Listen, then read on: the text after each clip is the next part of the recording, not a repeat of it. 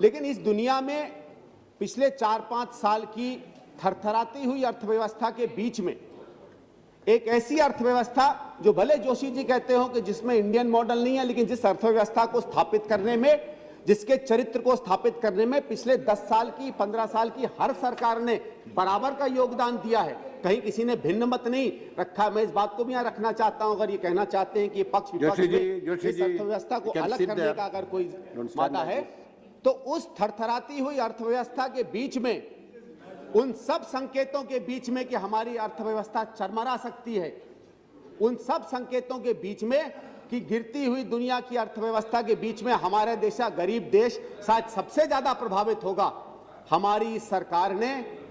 इस देश के लोगों के साथ काम करते हुए, यहाँ के मजदूर, यहाँ के किसान, यहाँ के हर वर्ग के व्यक्ति को साथ लेते हुए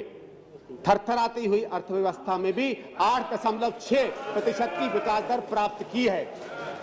अपने में भले आंकड़ा हो सकता है, लेकिन यह आंकड़ा हमें दिशा निर्देश भी देता है। और यही नहीं, इस 8.6 को अगर आप और भी खंडित करें तो सबसे महत्वपूर्ण क्षेत्र होता है हमारे कृषि का, उसमें आज 5.4% की विकास दर दी है।